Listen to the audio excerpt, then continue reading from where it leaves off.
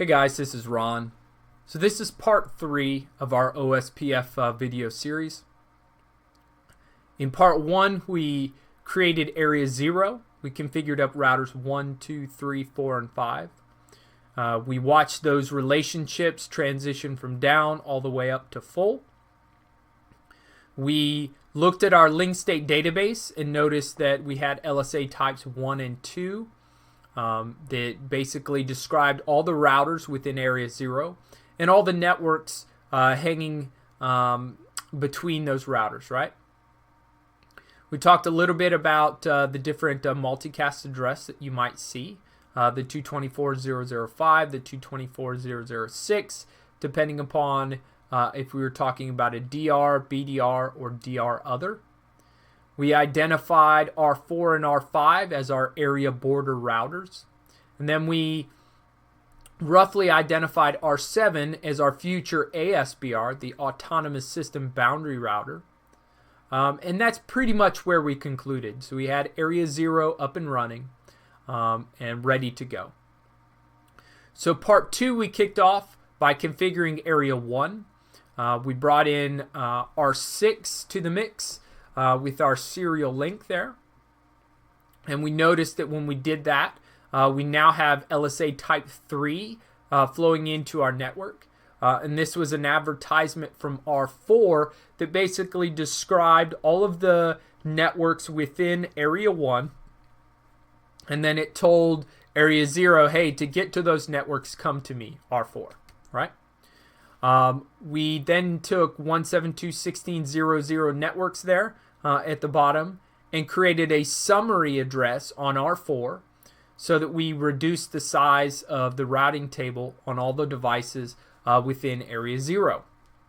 And again, this had to happen on the on router 4 because it's the area border router for area 1. We then went in and created area 1 as a STUB network. And this gave us some efficiency gain by adding a default route out of area 1. So R4 was identified as that default route. And that's pretty much the biggest change there by creating it as a STUB. But then we created it as a STUB no summary, and the routing table and the link state database on R6 got hyper efficient. So they were as small as possibly could be. So it was only the networks within area 1 and then a single default route to get out of area 1. So it wasn't concerned with all the different networks within our, area 0 because it had a default route to get to R4, which was the only way to get in and out of area 1. So now part 3 we'll pick it up with configuring our area 2. So we'll create area 2 by configuring the interface on R5 and R7, and then we'll redistribute between RIP and OSPF so that we can bring in these other networks off of R8, and we'll see how that changes some of the LSA types that we see as well. And then to get some of the efficiency gains that we saw with creating STUB networks out of area 1, we'll do something similar in area 2, but we'll create them as not so stubby areas because you can't have a STUB area and have redistributed routes between protocols. So we'll use a not so stubby area to do that. So let's do it. Let's go ahead and configure R5 and R7. So R5, we've already got OSPF running because again we're running OSPF 1 on area 0. So all we have to do is identify the interface on this router that's running in area 2. So that's interfaced FA01. And if any of these commands seem odd to you, go back and look at videos 1 and 2 because we go over this quite a bit. So we could have specified it as a network under our OSPF process, or we can identify it right on the interface, which is what I prefer. So we've now got area 2 on here. So we'll do a do show IP protocols. And what we'll notice here is under OSPF 1, we now have area 0 on our loopback and our fast ether 00 interface.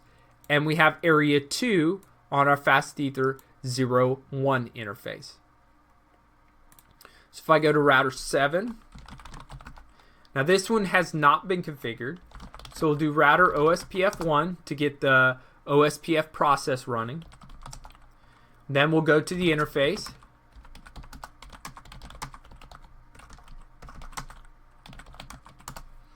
And we'll put in IP OSPF 1 area 2.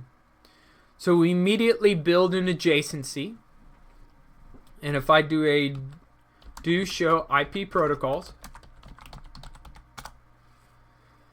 we'll see that we are running area 2 on our fast ether interface. And we have learned about router 5 here. So let's go ahead and also enable it on our loopback interface.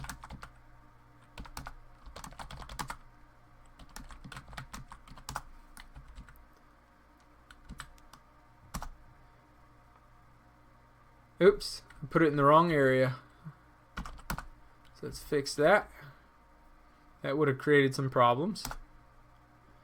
Alright, so now under area 2, we have our loopback interface and we have our fast ether interface. And so from R1, let's see what we see.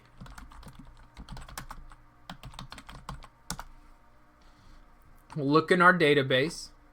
And so we see a type 3 summary for router 7, and we now know about this 5.7 network, and this is coming in as a type 3 into area 0. Now on R7, this is the router again that we have a link to R8, which is running RIP. So let's go ahead and get that up and running. So router RIP, we'll set it to version 2, no auto summary. And this is the network between routers 7 and 8. And so hopefully that builds. Now, I've already configured RIP on R8. So as long as everything's running correctly, we should automatically see the quad 8 network. So do show IP route RIP. And we do. So we see the advertisement for the 8 network coming in from R8. If I come up to R1,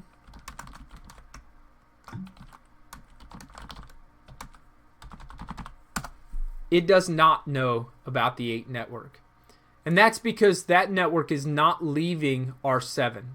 We have to redistribute it from RIP into OSPF.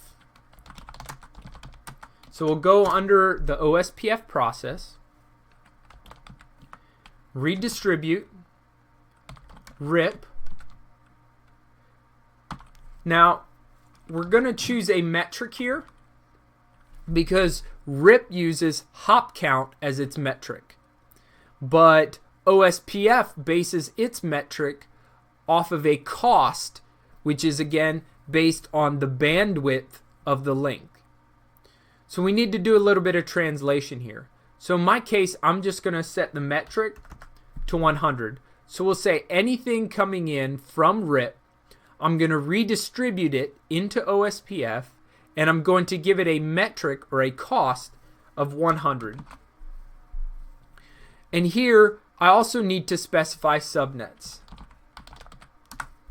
So again, I'm saying I want to take these RIP subnets, I want to redistribute them into OSPF, and when I do, I want to give them a cost of 100. And I'm going to set it that way. And so what we should see then on R1, let's give it a second. All right, so now R1 knows about the 8.8.8 network. It says the metric for that is 100, and that's because I gave it a metric of 100. Now if we notice here, it also says a type external 2. If I do a show IP route,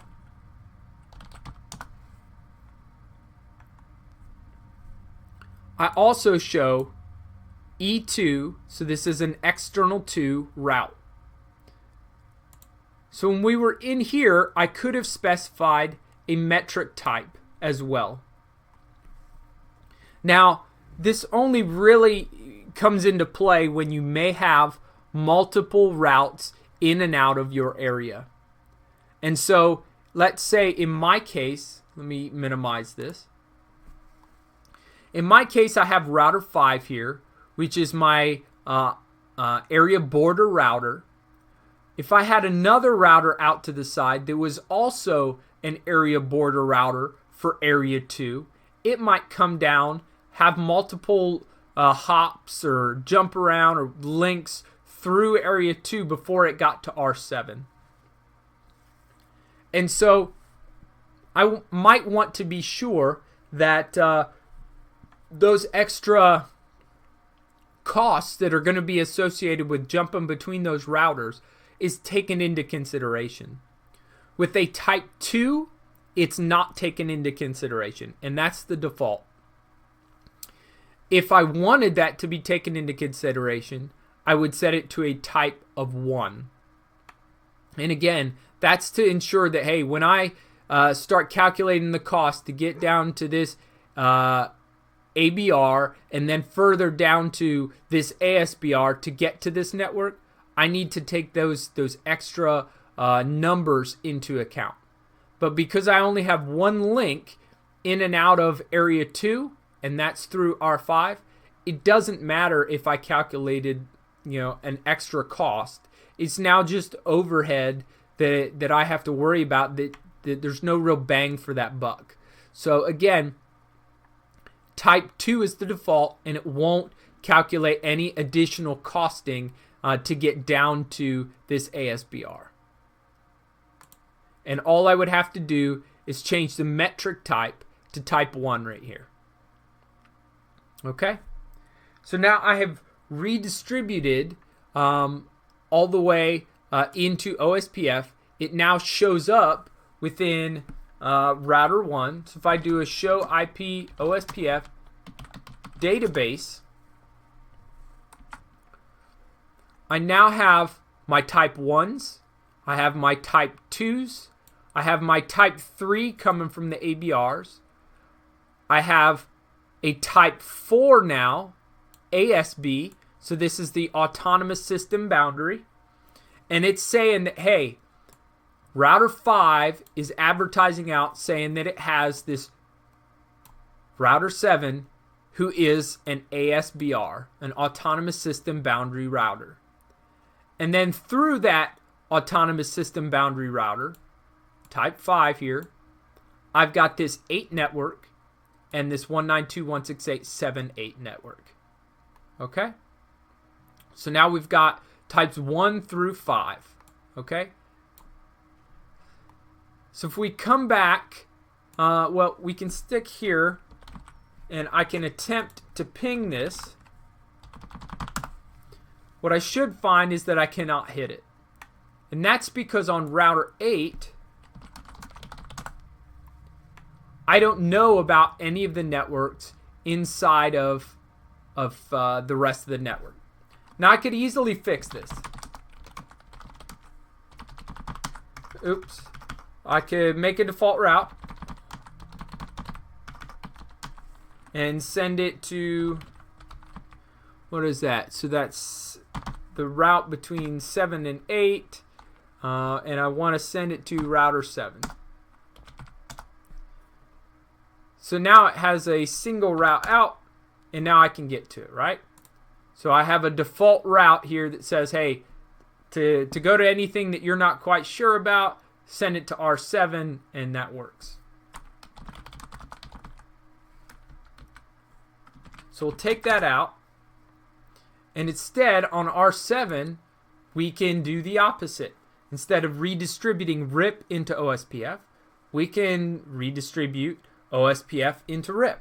Now I wouldn't really recommend this because RIP's not a very efficient routing protocol. But for the purposes of just trying this out, we can do it. So router RIP. So redistribute OSPF process ID 1, and we can give it a metric, and we'll just say 5. So every network is going to come in to here with a hop count of 5. So if we look on R8, we now have all of these RIP routes coming in, hop count of 5, and we should be able to ping it from the rest of our network. Okay, so now we have redistribution between RIP and OSPF and RIP. Okay, so let's take a look at this a little bit farther. So if we want to gain some of the efficiencies that we did with STUB networks, like we did in video 2, let's go ahead and make area 2 a STUB network. Now we can't directly make it a STUB network because that's going to cut off some of our advertisements for these that are coming out of the autonomous system boundary router. So instead we'll create or we'll make it a not so stubby area. So area 2 NSSA, and we'll just do it right like that. So it's going to reset. So if we do area, so router OSPF 1, area 1, or nope, area 2, NSSA. So we should see a reset. And we'll give it a second here. Let's look here on router 7. So router 7 says within, I still have this area 1 there because I mistyped something earlier. But within area 2, I know about router 5, router 7. I know about the networks in between those routers. I'm learning about all of these different networks through router 5 because it's the ABR. But now notice I have this type 7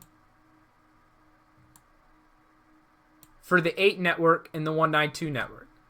Now I see that I also have this type 5, but if I notice the age count will continue to go up here, whereas these should still say relatively low.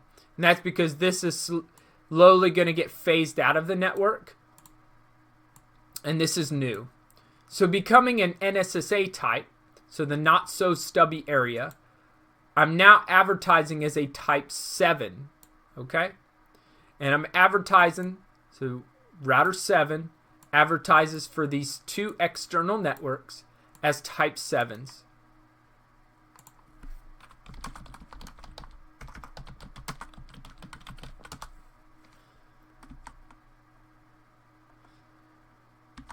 So within area 2, I also see the type 7s coming from router 7. But I also continue to identify them with type 5s. And so what we'll find is that between the 2 areas, inside of the NSSA area, these external networks will be advertised as type 7s, NSSA external. Once it crosses the ABR, R5 won't advertise type 7s. It's going to advertise type 5s. Okay, so the AS external networks. So from the point of view of area 0, not much has changed. The only real change was within the NSSA. These are now type 7s, but they get translated to type 5s going forward. So if we look on R1, let's see if we can go backwards. We had type 5s already for those externals.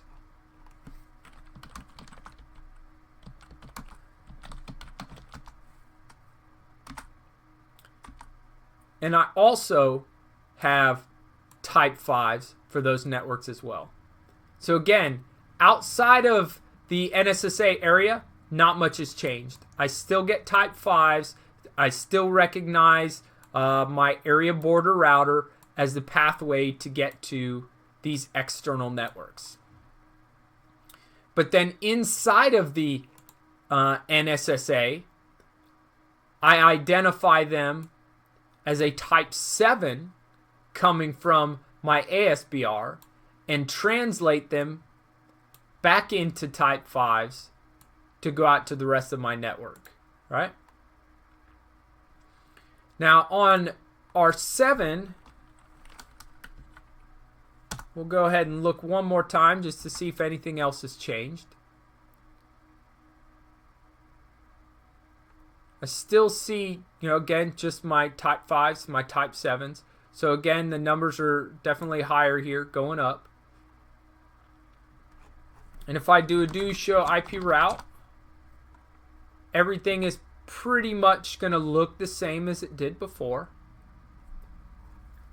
But what this gives me the opportunity to do now, if I go to area 2, NSSA, no summary, go back here, area 2, NSSA, no summary. Back to R7, give it a second.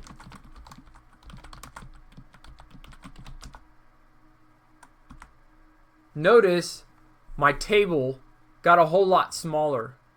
I don't see all of those networks that were being advertised to me through